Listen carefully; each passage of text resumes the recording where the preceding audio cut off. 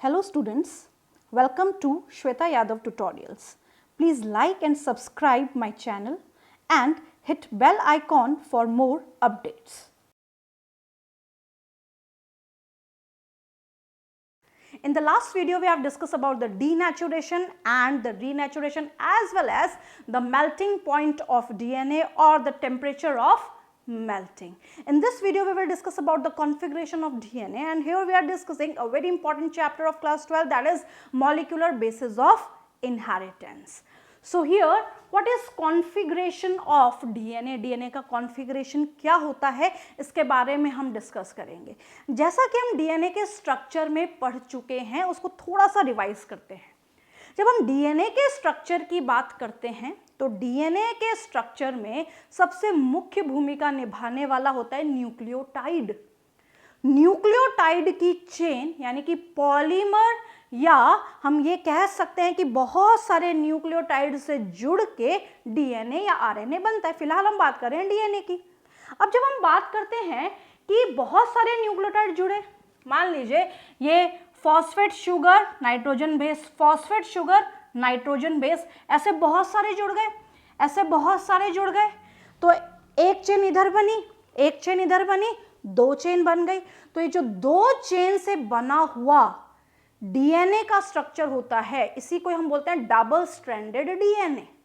क्या बोलते हैं इसको? Double stranded DNA. ये जो दोनों चेन्स होती हैं ये एक दूसरे के पैरेलल नहीं होती हैं, ये एंटी पैरेलल होती हैं, कॉम्प्लीमेंट्री होती हैं.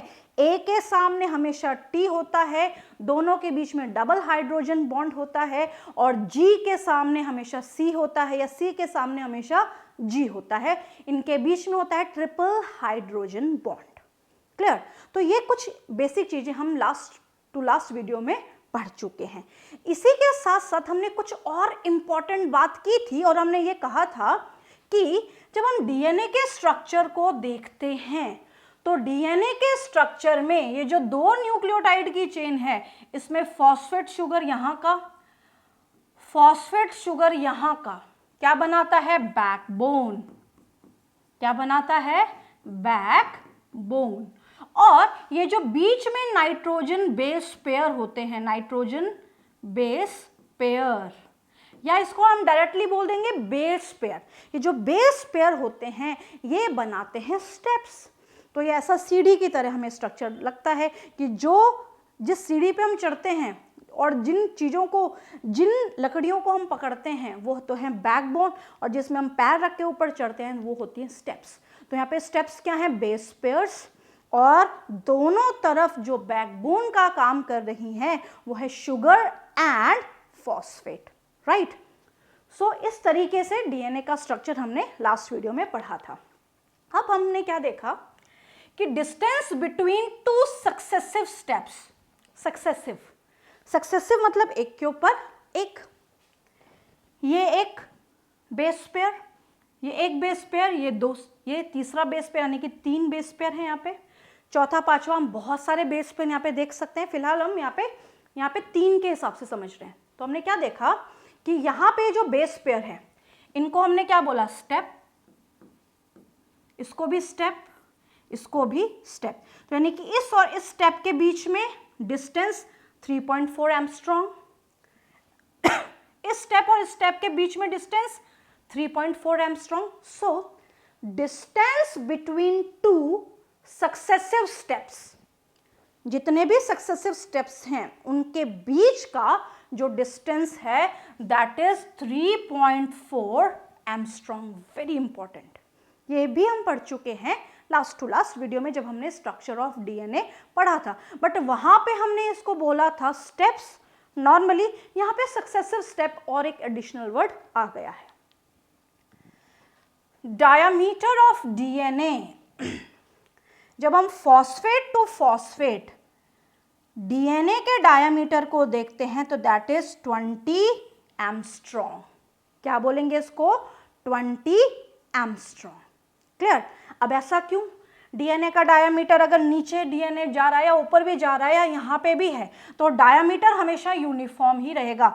यहाँ पे भी 20 एंगस्ट्रॉम, यहाँ पे भी 20 एंगस्ट्रॉम, यहाँ पे भी 20 एंगस्ट्रॉम, अगर ऊपर होता तो भी 20 एंगस्ट्रॉम या नीचे होता तो भी 20 एंगस्ट्रॉम, यानी कि डीएनए का डायमीटर ऊपर से नीचे या नीचे से ऊपर, कैसा भी हम माने तो यूनिफॉर्म है। यूनिफॉर्मिटी का एक बहुत बड़ा रीजन है कि यहाँ पे प्यूरिन के सामने पायरामिडिन या पायरामिडिन के सामने प्यूरिन है। क्लियर? और प्यूरिन और पायरामिडिन जब एक दूसरे से ज्वाइन होते हैं तो यहाँ पे 3 रिंग्स बनती हैं। प्यूरिन प्यूरिन के साथ नहीं जाता है, पायरामिडिन पायरामिडिन के साथ नहीं जाता। अगर ऐसा होता जस्ट इन केस तो डायमीटर या तो कम होता या ज़्यादा होता। यहाँ पे डायमीटर यूनिफॉर्मिटी के साथ है, यानी कि ऊपर से नीचे या नीचे से ऊपर डायमीटर यूनिफॉर्म है, 20 एंगस्ट्रॉम है, राइट? क्योंकि प्यूरिन के सामने क्या है? पायरामिडिन है। तो यहाँ पे डायमीटर ऑफ डीएनए क्या है? 20 एंगस्ट्रॉम। अब हम एनसीईआरटी के अकॉर्डिंग चलें तो एनसीईआरटी ने ये जो डायमीटर है ये नैनोमीटर में दे रखे हैं। तो यहाँ पे सक्सेसिव स्टेप्स के बीच के अगर डिस्टेंस को देखें इन टर्म्स ऑफ नैनोमीटर देखें तो it will be 0.34 nanometre according to NCERT, क्योंकि एनसीईआरटी ने ये नैनोमीटर के फॉर्म में समझा रखे हैं। वहीं डायमीटर ऑफ डीएनए देखें तो दैट इज 20 एंगस्ट्रॉम। इस 20 एंगस्ट्रॉम को अगर हमें नैनोमीटर में कन्वर्ट करना होगा तो इट इज 2 नैनोमीटर।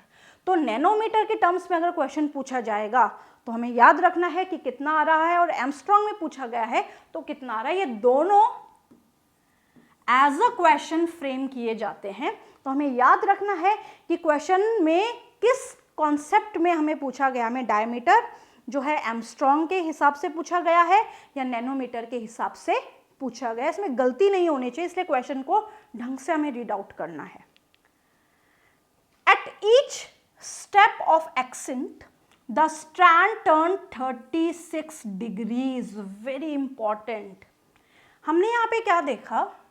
एक न्यूक्लियोटाइड है, ये दूसरा न्यूक्लियोटाइड है, ये तीसरा न्यूक्लियोटाइड है। एक न्यूक्लियोटाइड दूसरे न्यूक्लियोटाइड से जुड़ा हुआ है, दूसरा तीसरे से जुड़ा हुआ है, तीसरा चौथे से जुड़ा हुआ है। अब यहाँ पे हमने क्या देखा कि ये जो न्यूक्लियोटाइड है ये एक दूसरे के पैरेलल नहीं है। हल्का सा न्यूक्लियोटाइड टर्न करते हैं, और जब ये टर्न करते हैं तो इनके बीच में, दो न्यूक्लियोटाइड के बीच में एक एंगल बनता है, that is angle of rotation. यहाँ पे हल्का सा रोटेशन की वजह से एंगल बनता है। So this angle is 36 degree, यानी कि एक न्यूक्लियोटाइड दूसरे न्यूक्लियोटाइड पे हल्का सा रोटेट करता है। और कितने डिग्री पे रोटेट करता है? 36 डिग्री पे रोटेट करता है। उसी तरीके से ये न्यूक्लियोटाइड इस पे 36 डिग्री पे रोटेट करेगा, तभी तो डीएनए का स्ट्रक्चर कैसा बनेगा? Double helix. अगर इनमें रोटेशन नहीं होगा, सीधा सीधा चलता जाएगा, तो उस स्ट्रक्चर को हम डबल हेलिक्स स्ट्रक्चर नहीं बोल सकते। तो डीएनए का स्ट्रक्चर टर्न करता है। कितने डिग्री पे टर्न करता है? एक न्यूक्लियोटाइड दूसरे न्यूक्लियोटाइड पे 36 डिग्रीज पे टर्न या रोटेट करता है। Now we will discuss about helix length और द पिच ऑफ डीएनए और one turn of DNA. Very important, very very very important even. Helix length क्या होती है, पिच लेंथ क्या होती है, या पिच ऑफ डीएनए क्या होता है, या वन टर्न ऑफ डीएनए क्या होता है, it will be framed as question. Helix length, pitch of DNA, one turn of DNA. One turn बहुत ही साधारण शब्द है जिसके हिसाब से हम इस चीज को समझ सकते हैं। डीएनए का एक turn, one turn of DNA, that is 34 angstrom. कैसे समझा हमने कि एक टर्न 34 एंगस्ट्रॉम का है? बहुत इंपॉर्टेंट है। और ये क्या होता है? पिच ऑफ डीएनए क्या होता है, हेलिक्स लेंथ क्या होती है? तो यहां से और यहां तक की जो लेंथ है जो आपको एरो से दिखाई गई है, that is one turn of DNA. यहां से लेके और यहां तक की जो लेंथ है इसी को हम हेलिक्स लेंथ बोलते हैं, या इसको हम पिच ऑफ डीएनए बोल सकते हैं, या वन टर्न ऑफ डीएनए बोल सकते हैं। बच्चे अक्सर कंफ्यूज हो जाते हैं, वो हेलिक्स लेंथ को यहां से और यहां तक ही कंसीडर करते हैं, बट ऐसा नहीं है। मान लीजिए कोई पर्सन है, और उसको यहाँ से अपनी जर्नी स्टार्ट करनी है। इसका डायरेक्शन ऑफ द जर्नी ये है, यहाँ से जर्नी स्टार्ट की और ये पर्सन को दोबारा से इसी डेस्टिनेशन पे आना है, इसी पॉइंट पे वापस आना है। तो ये पर्सन यहाँ से यहाँ चला, जब यहाँ से यहाँ चला तो यहाँ से यहाँ तक का जो डिस्टेंस है वो तो आधा डिस्टेंस है, यानी कि अगर एंगल देखें तो 180 डिग्री है। अब जब ये यहाँ से यहाँ दोबारा जाएगा तो इसका पूरा एक रोटेशन कंप्लीट होगा, 360 डिग्रीज कंप्लीट होंगे। तो यहाँ से यहाँ तक का हाफ टर्न, हाफ रोटेशन, और यहाँ से यहाँ तक का जब कंप्लीट करेगा ये, तो इसी को हम कहेंगे कंप्लीट रोटेशन। 360 डिग्रीज पे इसका रोटेशन कंप्लीट होगा। इस चीज को ऐसे भी देख सकते हैं, जब एक पर्सन इस पॉइंट से चला और यहाँ तक गया तो डायरेक्शन पहले ऐसा था, यहाँ पे आया तो डायरेक्शन ऐसा, यानी कि डायरेक्शन डिफरेंट है, यानी कि इसने अभी तक आधा रास्ता कवर किया है। जब यहाँ से यहाँ तक ये दोबारा पहुँचेगा तो यहाँ से यहाँ तक का ये दोनों डायरेक्शन अब सेम आ रहे हैं, यानी कि जिस पॉइंट पे वो गया है अब ये रोटेशन कंप्लीट शो कर रहा है। तो जहाँ पे डायरेक्शन सेम आ जाए इसका मतलब वो एक कंप्लीट टर्न माना जाएगा। अगर डायरेक्शन अलग अलग है तो एक कंप्लीट टर्न नहीं माना जाएगा, राइट। तो हम क्या देखेंगे अभी, डीएनए मान लीजिए यहां से यहां तक आया, तो यहां पे डायरेक्शन ये था, यहां पे डायरेक्शन ये वाला था, और यहां से यहां तक आया तो डायरेक्शन ये, यानी कि डायरेक्शन अलग अलग है, यानी कि डीएनए ने अभी अपना रास्ता आधा कवर किया है। ये है हाफ टर्न, ये है हाफ टर्न। जब डीएनए यहां से यहां तक का रास्ता फिर से अपना पूरा करेगा तो यहां से यहां तक का जो रास्ता पूरा करेगा तो ये वाला और ये वाला जो डायरेक्शन है वो सेम आ रहा है, तो इस पूरे को हम कहेंगे एक complete turn, one turn of DNA. So this is the one turn of DNA. तो वन टर्न ऑफ डीएनए में यहां से यहां तक का पूरा एरिया आएगा, जिसको हम कहेंगे हेलिक्स लेंथ या पिच ऑफ डीएनए। एक को आप कंसीडर नहीं कर सकते, केवल ये वाला जो पार्ट है ये हेलिक्स लेंथ या पिच ऑफ डीएनए या वन टर्न ऑफ डीएनए नहीं है, ये complete one turn of DNA consider किया जाता है। क्लियर है। नेक्स्ट हम यहां बात करेंगे बेस पेयर। तो अगर हम यहां से यहां देखें तो यहां पे A T G C T A C G and G C. Clear. तो अगर हम ऐसे देखें तो इस पूरे में यहां से लेके यहां तक पेयर, बेस पेयर, यानी कि इन दोनों को मिला के एक बेस पेयर बनेगा, इन दोनों को मिला के एक बेस पेयर बनेगा। तो एक टर्न में, यानी कि एक हेलिक्स लेंथ के हिसाब से वन हेलिक्स लेंथ में कितने बेस पेयर हैं, 10 बेस पेयर। एक हेलिक्स में कितने बेस पेयर हैं, 10 बेस पेयर। बेस पेयर का मतलब ए और टी दोनों को मिला के, जी और सी दोनों को मिला के यहां पे कंसीडर किया जा रहा है। क्लियर। नाइट्रोजन बेसेस कितने हैं, अगर बेस पेयर 10 हैं तो इनका डबल नाइट्रोजन बेसेस आ जाएंगे, क्योंकि ए के सामने टी होगा, जी के सामने सी होगा। तो जब पेयर करेंगे तो ए टी को एक साथ पेयर मान के चलेंगे, और अगर सेपरेट सेपरेट करेंगे तो नाइट्रोजन बेस मान के चलेंगे। क्लियर है। इसी पूरी हेलिक्स लेंथ में प्यूरीन कितने होंगे, प्यूरीन कितने होंगे, 10। पायरामिडीन्स कितने होंगे, 10। दोबारा से समझना है, एक पूरी हेलिक्स लेंथ में, इस पूरी हेलिक्स लेंथ में कितने बेस पेयर है, 10। तो यहां मान लीजिए 1 बेस पेयर, 2 3 4 5 6 7 8 9 10, ये हो गए 10 बेस पेयर। बेस पेयर 10 हैं, ये एक बेस पेयर, दूसरा बेस पेयर, तीसरा, चौथा, पांचवा, छठा, सातवां, आठवां, तो ये तो हो गए बेस पेयर। क्लियर।